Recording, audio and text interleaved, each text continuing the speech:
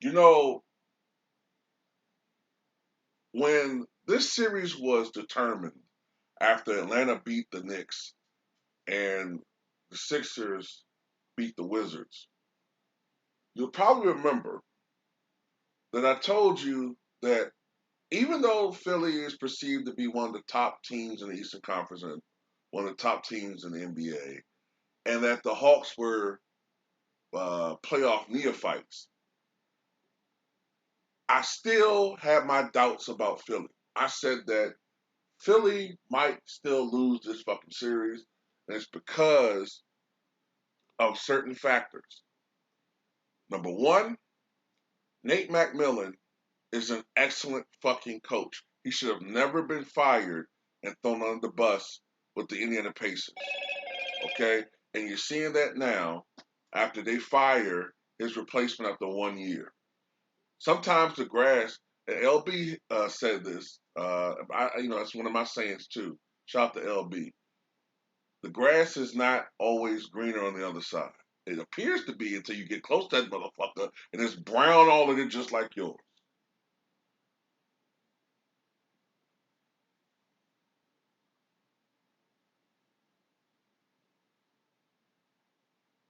Another thing, Atlanta has superior perimeter players, in my opinion, when it comes to scoring the basketball. Yes, the Sixers have Seth Curry. Yes, Seth Curry scored 36 points last night. Yes, Seth Curry has the second highest 3-point percentage in the history of the NBA. And most people will look at the scoring and say, man, what are you talking about? But this is the thing. Steve Kerr is number one all time in 3-point percentage, and he did it in a defensive era. So you can only imagine what Steve Kerr would shoot in today's NBA. But there's a reason why Steve Kerr was not a starter. The reason being is that Steve Kerr in limited minutes could get you 15 to 20 points. I imagine if he were to play a full game, he could, if in certain circumstances, he could score 30 points, maybe. The problem would be Steve Kerr was a horrible defensive player. Seth Curry is a horrible defensive player. And he's giving you 36 points, but on the defensive end, he's hurting you a lot. Now, on this particular night, maybe it was a net positive because he gave you 30 some points, but he's also hurting you on the defensive end. The other thing is Ben Simmons and Joel Embiid. Now, Joel Embiid, his problem is his health. There's always around this time in the playoffs, you think about it, Joel Embiid is always hurting, whether it's his back, whether it's his stomach, as far as stomach issues, cramps, his conditioning, weight. Now it's his knee. We're seeing Joel Embiid literally breaking down every year, right? The big problem, I think I'm gonna do a video about this because it's pissing me the fuck off, is Ben Simmons.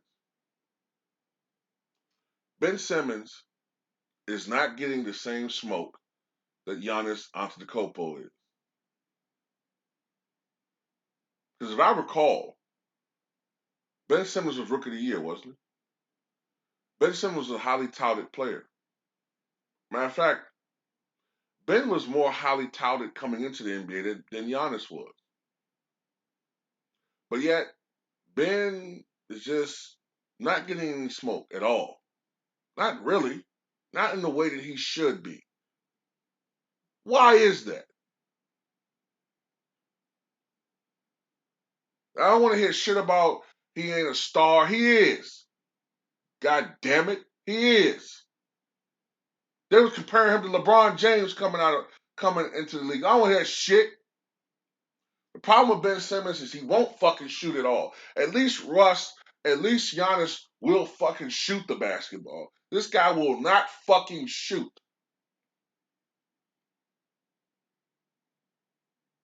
He has no desire to improve as a player.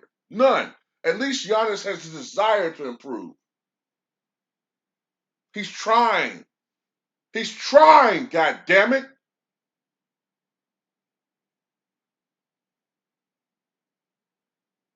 All these fucking sheep running around here just parroting shit you hear on fucking TV. Man, Giannis, he ain't trying. Giannis is the problem. Giannis is scared to go to another market.